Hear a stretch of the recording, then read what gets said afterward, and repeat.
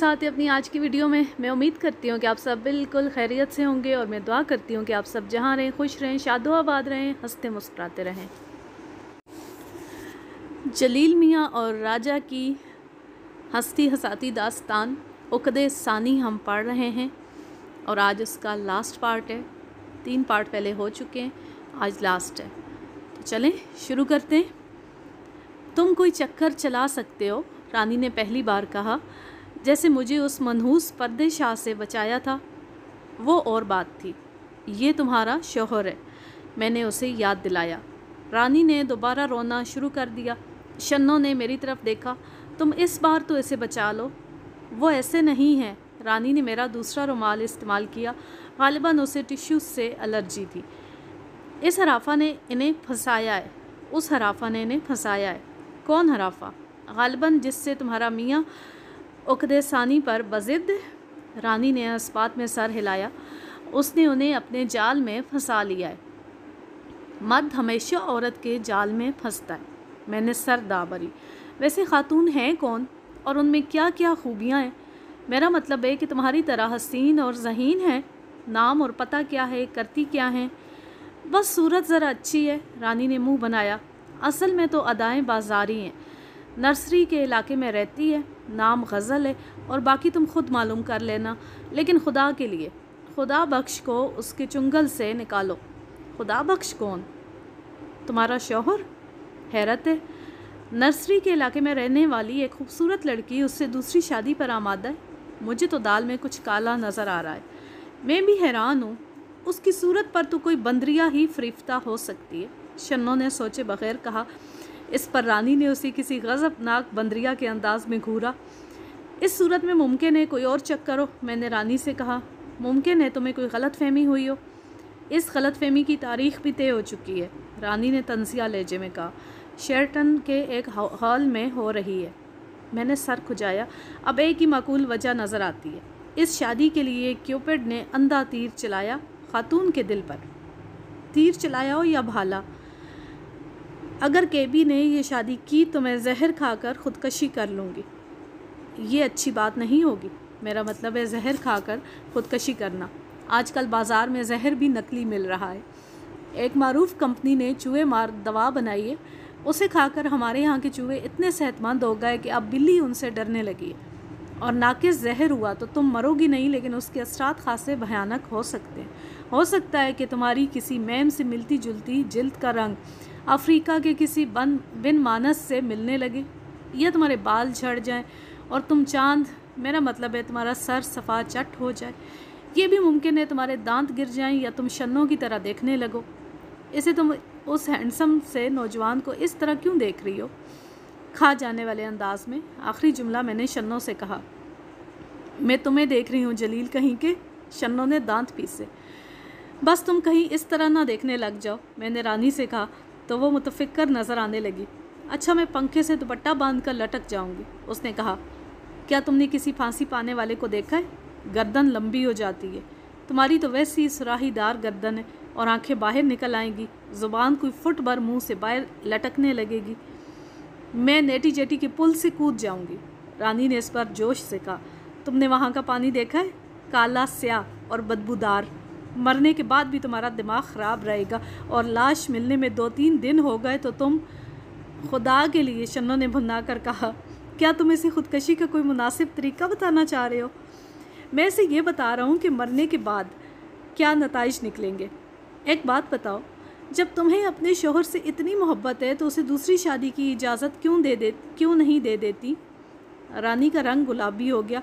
मुझे उससे कोई मोहब्बत नहीं है, बस मैं उसे किसी और का होते हुए नहीं देख सकती, उसने शर्मा कर कहा। तुम्हारा दिमाग ख़राब हो गया है, शन्नो ने हुर्रा कर कहा। अगर बीवी मोहब्बत करती है तो वो शौहर को दूसरी शादी की इजाज़त क्यों देगी? फ़िक्र मत करो, मैं दूसरी की इजाज़त नहीं मांगूंगा। हाँ, मुझे मालूम है तुम तीसरी कर लोगे। खुदा के लिए पहले मेरा मसला हल करो, इसके बाद लड़ते रहना, रानी ने फरियाद की। फ़िक्र ही ना करो रानी, मेरे होते हुए तुम्हारा शौहर दूसरी शादी नहीं कर सकता। मैंने किन अखियों से शन्नो की तरफ देखा, यानी अपनी कुर्बानी देकर तुम्हें बचा लूँगा। क्या नाम बताया तुमने उस हसीन माजबीन का? میں نے اپنے سر کے دکھتے گومڑ کو دبایا۔ شنوں نے جس طرح میرے سر کو اپنا ہدف بنا لیا تھا، اس سے مجھے مستقبل کے حوالے سے سخت تشویش لاحق ہو گئی تھی۔ شاید مجھے اپنی ازدواجی اننگ کا آغاز ہیلمٹ پہن کر کرنا پڑے گا۔ پھر میں نے بائک کو کک ماری اور اس ہونڈا اکارڈ کے تعاقب میں روانہ ہو گیا جس میں کے بی یعنی خدا بخش بیٹھا تھا۔ یہ ہونڈا اکارڈ اس کی تھی مگر رانی کے نام پر لی گئی تھی۔ خدا بخش تقریباً 45 برس کا صحت مند شخص تھا۔ اگر حرام کھا کر چہرے پر پھٹکار نہ برسنے لگتی تو خاصا معقول نظر آتا۔ الخبائث کے بکثرت استعمال سے اس کی آنکھیں سرخ تھیں اور ان کے نیچے کا گوشت لٹک گیا تھا۔ ناک نزلے کے مستقل مریض کی طرح سوجی ہوئی لگتی تھی۔ اسے دیکھ کر مجھے رانی کی قسمت پر افسوس ہوا تھا تو اتنی شاندار کار دیکھ کر رشک بھی آیا تھا۔ حسب توقع کار کا رخ نرسری کی طرف تھا۔ رانی پہلے ہی مجھے بتا چکی تھی کہ اس کا شوہر عموماً شام کے وقت اس کے پاس گزارتا ہے۔ میں اس ہوٹل کے باہر اس کا منتظر تھا جہاں وہ شام کو بیٹھا کرتا تھا۔ اس جگہ وہ اپنے کاروباری معاملات بھی طے کرتا تھا۔ پھر وہ پہلے تو گھر آتا تھا لیکن آج کل نرسری کے چکر لگا رہا تھا، کسی نئے گلہائے پیراہن کے چکر میں۔ کار لال کوٹھی کے علاقے کی طرف مڑی تو میرا ماتھا ٹھنکا۔ اس علاقے کی شہرت اچھی نہیں تھی۔ اگر وہ عورت یہیں رہتی تھی تو اس کا تعلق کسی 2 نمبر کام سے ہو سکتا تھا۔ دوسری متوازی سڑک عبور کرنے کے بعد کار ذرا نچلے درجے کے علاقے میں داخل ہوئی۔ یہاں زیادہ چھوٹے بنگلے اور مکانات تھے۔ پھر کار ایک بنگلے کے سامنے رکی۔ خدا بخش نے اتر کر کال بیل بجائی۔ اس وقت میں دروازے کے سامنے سے گزر رہا تھا۔ جب میں گلی کے کونے پر پہنچا تو خدا بخش اندر جا چکا تھا، اس لیے میں نہیں دیکھ سکا کہ دروازہ کس نے کھولا۔ بس آیا۔ ایک بچہ برابر والے بنگلے کے سامنے بال سے کھیل رہا تھا۔ منّے، اس گھر میں کون رہتا ہے؟ منّے ہوگے تم خود، اس نے بدتمیزی سے کہا۔ میرا نام منا نہیں ہے۔ اچھا جو بھی ہے مجھے جواب تو دو۔ کیوں دوں؟ اس بکرات کے بچے نے جواب دیا۔ اس دنیا نے مجھے کیا دیا ہے؟ کیا دیا ہے؟ میں نے احمقانہ انداز میں پوچھا۔ امی سے 10 روپے مانگو تو نہیں دیتی۔ ابا ایک بلا لا کر نہیں دیتے۔ خالی گیند سے کھیل رہا ہوں۔ جن کے ساتھ کھیلتا ہوں وہ باری نہیں دیتے۔ میں نے سر پر ہاتھ مارا اور 10 کا ایک نوٹ اسے پیش کیا۔ اب تو بتاؤ میرے باپ۔ صرف 10 روپے؟ اس نے مایوسی سے نوٹ دیکھا۔ اتنے میں تو مشکل ہے۔ میں نے بادلے نخواستہ ایک اور نوٹ دیا۔ اس نے ٹیپ کی طرح بجنا شروع کر دیا۔ اس مکان میں ایک عورت رہتی ہے، بہت خوبصورت ہے۔ ابا کو اچھی لگتی ہے مگر امی کو بالکل اچھی نہیں لگتی ہے۔ ظاہر ہے، میں نے ٹھنڈی سانس لی۔ اس کا نام کیا ہے اور کرتی کیا ہے؟ 2 سوال کر تو لیے۔ اس نے دونوں نوٹ جیب میں رکھ لیے۔ میں نے اسے بچہ سمجھ کر روکا تھا، وہ تو میرا بھی باپ ثابت ہو رہا تھا۔ مجبوراً میں نے 2 نوٹ اور نکالے لیکن اسے دیے نہیں۔ اس نے فوراً کہا، شاعرانہ نام ہے غزل، اور کچھ نہیں کرتی، بس سارا دن گھر میں رہتی ہے، کبھی کبھار باہر جاتی ہے، روز صبح اپنے گھر کے پچھلے صحن میں ایکسرسائز کرتی ہے۔ وہ تو امی نے ابا کو پکڑا تو پتہ چلا۔ مجھے ہنسی آنے لگی۔ کچھ بھی صحیح، آخر بچہ تھا، گھر کے راز فری میں بتا رہا تھا۔ اچھا ایک آخری سوال، اس کے گھر میں کون کون آتا ہے؟ مجھے کیا پتا کون کون آتا ہے، لیکن آتے کئی ہیں۔ آج کل یہ زیادہ آ رہا ہے جس کی کار کھڑی ہے۔ اس نے اکارڈ کی طرف اشارہ کیا۔ امی کہتی ہے وہ خراب عورت ہے، اس سے دور رہنا چاہیے، مگر پتہ ہے وہ بالکل بھی خراب نہیں ہے۔ مجھے اندر بلا کر پیار کیا تھا اور چاکلیٹ بھی دی تھی۔ میں جب بھی اس کا کوئی کام کرتا ہوں مجھے چاکلیٹ دیتی ہے۔ غزل کے نام پر میں سوچ میں پڑ گیا تھا۔ کیا وہ میرے استاد محترم پیر بخش مرحوم کی دختر نیک اختر تھی؟ لیکن وہ تو غالباً باہر جا چکی تھی۔ بچے کو اس کی ماں نے بلایا تو وہ اندر چلا گیا۔ ذرا دور پان کا کھوکا تھا۔ میں اس کے پاس آ کھڑا ہوا اور بظاہر وقت گزارنے کے لیے اس بنگالی پان والے سے گپ شپ کرنے لگا۔ اس نے پان لگا کر دیا اور اپنے قصے سنانے لگا۔ ہو مارے کھلنا میں اتنا بڑا پان ہوتا ہے، اس نے ہاتھ سے سائز بتایا۔ تم کھلنا میں کیوں نہیں رہے، یہاں کیوں چلے آئے؟ اس نے منہ بنایا۔ وہاں کوئی پان نہیں کھاتا، ہمارے چچا شاپ نے ہمیں ادھر بھیج دیا۔ کیسے؟ پانی کے راستے۔ پہلے ہوم جہاز سے آیا، پھر پیدل چل کر بارڈر کراس کیا اور ادھر آ گیا، مگر ہوم کو ہمارا گھر بہت یاد آتا ہے۔ میرے کان اس کی باتوں اور آنکھیں بنگلے پر مرکوز تھیں۔ اچانک پان والے نے کہا، شاپ یہ عورت خطرناک ہے، اس کے پاس بڑا بڑا خطرناک لوگ آتا ہے۔ اس نے تاڑ لیا تھا کہ میں بنگلے کی نگرانی کر رہا ہوں۔ مثلاً کون؟ پتہ نہیں شاب، مگر ہوتا خطرناک ہے۔ محلے کا لوگ اس شے بات نہیں کرتا۔ یہ آدمی بھی خطرناک ہے جو کار میں آیا ہے؟ پان والا مسکرایا۔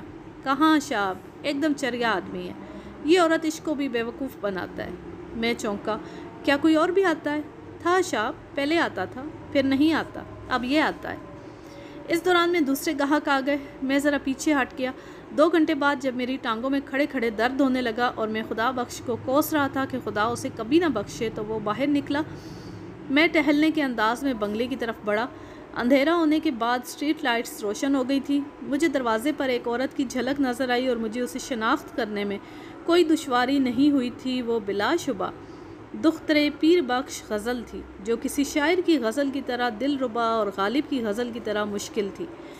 میں نے اپنا چہرہ دوسری طرف کر لیا تھا، مگر کان ان کی طرف ہی تھے۔ میں نے خدا بخش کی آواز سنی، میں کل آؤں گا، جانے کو دل تو نہیں چاہ رہا۔ وہ ہنسی، میرا خود بھی دل نہیں کرتا، لیکن ابھی مجبوری ہے۔ اس کی آواز بھی غزل جیسی ہی تھی۔ مجھے پاس سے گزرتے دیکھ کر خدا بخش نے بادل نخواستہ اسے خدا حافظ کہا اور وہاں سے روانہ ہو گیا۔ جیسی اس کی کار نظروں سے اوجھل ہوئی، میں نے بنگلے کی کال بیل بجائی۔ اس کے نیچے لگے اسپیکر سے آواز آئی، کون ہے؟ ایک پرانا واقف کار، استاد محترم کے حوالے سے، میں نے کہا۔ وہ خاموش ہو گئی اور پھر ذرا دیر بعد کہا، میں ایسی کسی فرد سے واقف نہیں ہوں۔ اس نے رکھائی سے کہا، لیکن میں تم سے بھی واقف ہوں اور اسی احمق سے بھی جو ابھی یہاں سے گیا ہے۔ میں اس کے بارے میں بات کرنے آیا ہوں۔ مجھے تم سے کوئی بات نہیں کرنی ہے جلیل۔ مجھے خوشی ہے کہ تم نے خاکسار کو یاد رکھا، اور جہاں تک اس بات کا تعلق ہے، اگر تم نے نہ کی تو مجھے خدا بخش سے کرنی پڑے گی، اور ظاہر ہے اس میں بہت سارے لوگوں کے اصل چہرے سامنے آ جائیں گے۔ تم مجھے دھمکی دے رہے ہو؟ میری یہ مجال؟ میں صرف خبردار کر رہا ہوں غزل، میرا تم سے بات کرنا ضروری ہے۔ میں تمہارے معاملے میں ٹانگ نہیں اڑانا چاہتا، لیکن اس کا تعلق مجھ سے نکل آیا ہے۔ وہ خاموش ہو گئی۔ مجھے شبہ ہوا کہ وہ ایک بار پھر خاموشی سے فرار نہ ہو جائے۔ میں نے کبھی اسے نقصان پہنچانے کی کوشش نہیں کی تھی، لیکن اس نے مجھے ہمیشہ دھوکہ دیا تھا۔ نہ جانے وہ مجھ سے ڈرتی تھی یا کوئی اور بات تھی، لیکن دروازہ کھلا تو مجھے اپنے خیال میں ترمیم کرنا پڑی۔ اندر آ جاؤ، اس نے کہا۔ اندر سے اس کا بنگلہ زیادہ خوبصورت تھا۔ یہ اس کے وجود کا اثر تھا یا اس کے ذوق کا؟ بنگلہ واقعی اچھا لگ رہا تھا۔ میں نے اس کی تعریف کی تو اس کے چہرے پر ذرا سی تبدیلی آئی۔ جلدی سے کہو کیا کہنا ہے، میرے پاس زیادہ وقت نہیں ہے۔ پہلے تم بتاؤ کہ یہ کیا چکر ہے؟ تم خود خاصی حیثیت کی مالک ہو، اتنی حسین اور جوان ہو، پھر اس بڈھے سے کیوں شادی کاری ہو جو پہلے ہی سے شادی شدہ ہے اور کسٹم میں چپڑاسی بھی ہے؟ اس کا اور تمہارا کوئی جوڑ نہیں ہے۔ اس کی تم فکر کرنے کی ضرورت نہیں ہے، یہ میرا مسئلہ ہے۔ میں کس سے شادی کرتی ہوں اور کس سے نہیں، تم اپنی بات کرو، اس نے خشک لہجے میں کہا۔ اپنی بات کیا کروں غزل بانو؟ میں نے ٹھنڈی سانس لی۔ تم نے پوچھنے میں دیر کر دی، میں پہلے ہی بک چکا ہوں۔ وہ ذرا جھمپی۔ میرا مطلب ہے کہ اس معاملے میں تم کہاں سے آ کودے؟ خدا بخش کی بیوی رانی دیکھنے میں کسی طرح تم سے کم نہیں ہے، اس کے باوجود وہ عاشق مزاج بڈھا تمہارے چکر میں۔ رانی شنوں کی دوست تھے، اور شنوں، میں نے دوسری سر دا بری، وہی ظالم حسینہ ہے میرا مستقبل، جس کے ساتھ یوں بند گیا ہے جیسے پتنگ کے ساتھ اس کی دم ہو۔ وہ پہلی بار مسکرائی، اور اس کی ڈور کس کے ہاتھ میں؟ ہم دونوں کی اماؤں کے۔ میں نے پھر ٹھنڈی سانس لی، ورنہ اب تک ہم خاندانی منصوبہ بندی کی ایسی کی تیسی کر چکے ہوتے۔ اس سے میرا کیا تعلق ہے؟ خاندانی منصوبہ بندی سے تو کوئی نہیں ہے۔ ہاں ممکن ہے مسز خدا بخش بن کر جلیل کام کی بات کرو۔ وہ ہررائی۔ کام کی بات یہ ہے کہ رانی سوکن برداشت کرنے کے لیے تیار نہیں ہے۔ یہ بات شنوں کو بھی گوارا نہیں ہے۔ جب اسے نہیں ہے تو پھر مجھے کیسے ہو سکتی ہے غزل بانو؟ تو یہ شادی ممکن نہیں ہے۔ وہ کھڑی ہو گئی، اب تم جا سکتے ہو۔ میں اپنی جگہ بیٹھا رہا۔ غزل، تم معاملے کی سنگینی کو نہیں سمجھ رہی ہو۔ اب اس میں بھی ملوث ہو گیا ہوں۔ اس نے ایک دم اپنے گریبان میں ہاتھ ڈال کر ایک چھوٹا سا پستول نکال لیا۔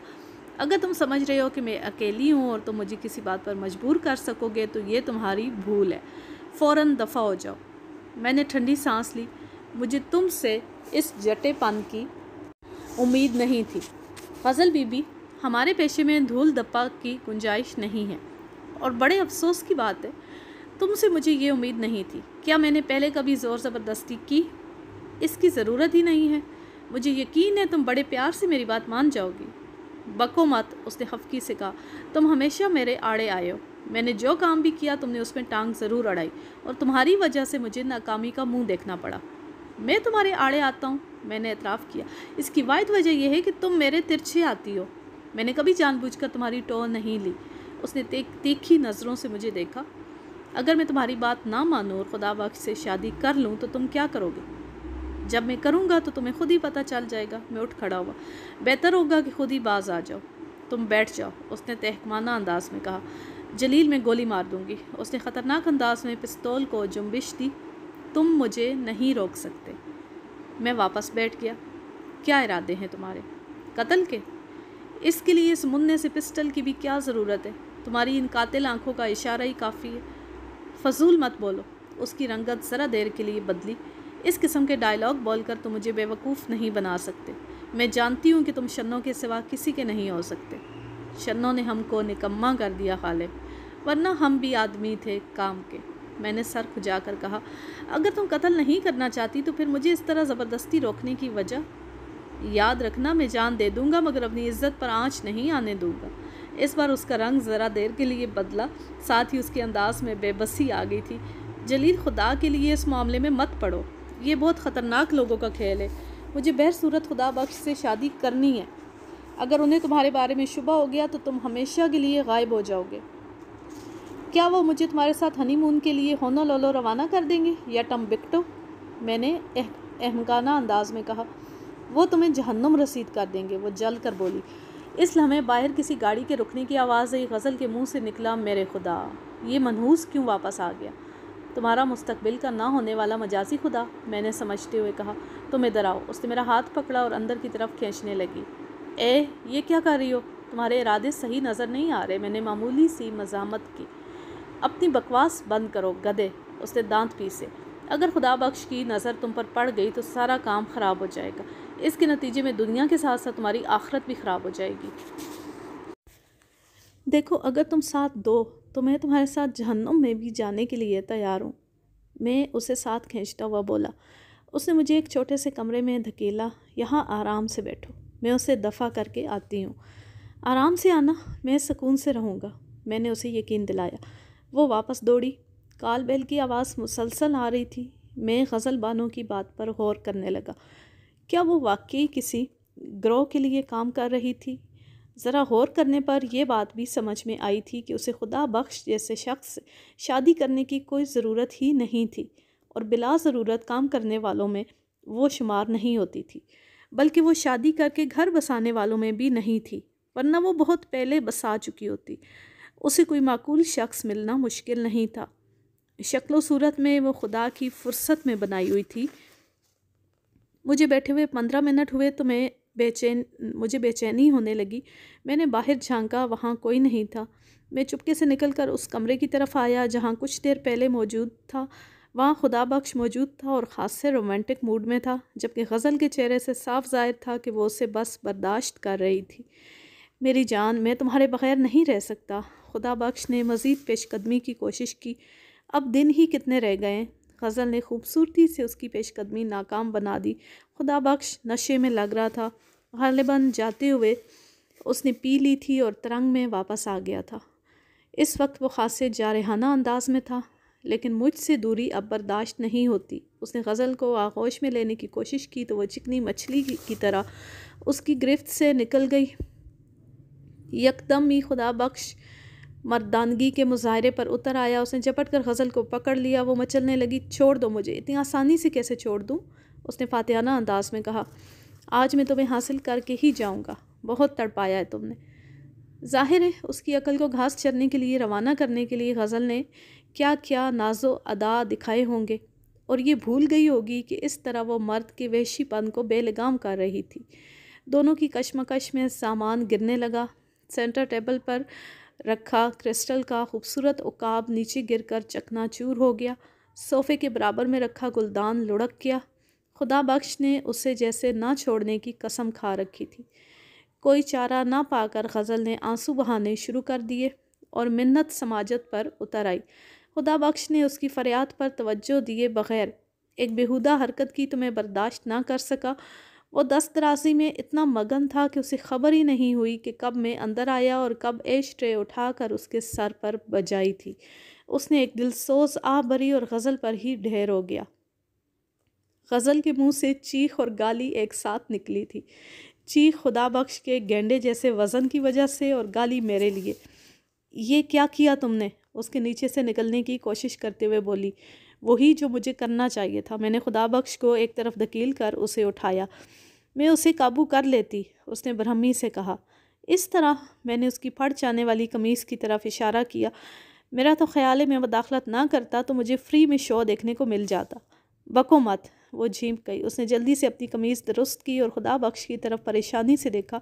اب اسے سنبھالنا مشکل ہو جائے گا۔ کوئی مسئلہ نہیں ہے۔ جب یہ ہوش میں آئے تو اسے بتانا کہ کشمکش کے دوران بھی یہ گر گیا تھا اور اس کا سر میز کے کنارے سے جا ٹکرایا تھا۔ ہاں، بھگتنا تو مجھے پڑے گا۔ اسے سیدھا کرنے لگی۔ میں اس کے پاس ہی بیٹھ گیا۔ حضل، تم یہ سب کیوں کر رہی ہو؟ میرے اندازے کے مطابق تم باہر جا چکی تھی۔ میں باہر چلی گئی تھی مگر ایک چکر میں پھنس گئی، اس نے مبہم انداز میں کہا۔ غالباً تمہاری کوئی کمزوری ان کے ہاتھ آ گئی، میں نے خدا بخش کا معائنہ کرتے ہوئے کہا۔ اس کی حالت تسلی بخش تھی۔ ضرب نے اسے صرف انٹا غفیل کیا تھا، اسی وجہ سے تم ان کے اشاروں پر ناچ رہی ہو۔ تمہیں کیا؟ تم تو میری جان چھوڑو، اس نے بیزاری سے کہا۔ میں نے تمہیں پکڑا ہی کب تھا؟ میں نے سر دابری۔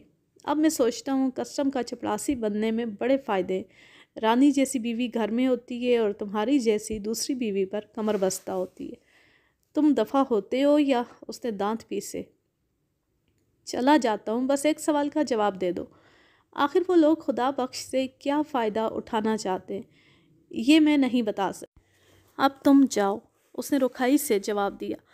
ایک سوال اور، کیا یہ تمہاری توہین نہیں ہے کہ تم کسی کے کام کے لیے خدا بخش کی بیوی بن جاؤ؟ یہ بھی تمہارا درد سر نہیں ہے، میں خود کو بچانا جانتی ہوں۔ بس تو پھر خدا ہی تمہیں بچائے، میں نے ٹھنڈی سانس لے کر کہا۔ جلیل، تم اس چکر میں نہ پڑو، میں نہیں چاہتی کہ تمہیں کوئی نقصان ہو، اور میں بھی نہیں چاہتا کہ تم کسی کے مفاد کے لیے ہوس کی قربان گاہ پر قربان کر دی جاؤ۔ میں بہت مجبور ہوں۔ اس کے چہرے پر بے بسی تھی۔ رانی مجھے دیکھ کر دنگ رہ گئی۔ جلیل، تم یہاں کیوں آئے؟ اندر تو آنے دو، میں نے کہا اور جلدی سے اندر گھس گیا۔ مجھے بھی فکر ہے کوئی مجھے دیکھ نہ لے۔ خدا بخش بھاڑ میں گیا تمہارا خدا بخش، میں نے بھنا کر کہا۔ مجھے شنوں کی فکر ہے، اسے بتائے بغیر آیا ہوں، وہ بدگمان ہونے میں ایک لمحے کی دیر نہیں لگاتی ہے۔ اور چکر میں رہو چاند بانوں کے، رانی نے منہ بنایا۔ آخر شنوں میں کیا کمی ہے؟ مجھ جیسی خوبصورت تو ہے۔ چاند بانوں سے میرا کوئی چکر نہیں ہے، جیسے تم سے کوئی چکر نہیں ہے، لیکن اس وقت میں چھپ کر یہاں آنے پر مجبور ہوں۔ یہ بتاؤ کہ تمہارے بڈھے شوہر نے مجھے اپنے گھر میں دیکھ لیا تو قتل وغیرہ تو نہیں کرے گا؟ میں کسی کی ہمدردی میں مارا جانا بالکل پسند نہیں کروں گا۔ وہ ڈیوٹی پر گیا ہے، رانی نے کہا، لیکن محلے میں کمینوں کی کمی نہیں ہے، اور پھر وہ مجھ پر شک بھی کر سکتا ہے۔ رانی مجھے اندر لے آئی۔ میں نے ہنس کر کہا، اگر نہ کرے تو عقل سے بالکل ہی یتیم ہوگا۔ بوڑھے شوہر اپنی جوان اور حسین بیویوں پر شک کرنے میں حق بجانب ہوتے ہیں۔ بکو مت، سب ایک جیسی نہیں ہوتی ہیں۔ ہاں، آج کل کے دور میں کچھ واقعی شریف اور پاک باز بھی ہوتی ہیں۔ رانی میری باتوں سے خفا نظر آ رہی تھی۔ اس طرح آنے کی وجہ؟ اس نے پوچھا۔ تم نے خدا بخش سے شادی کیوں کی تھی؟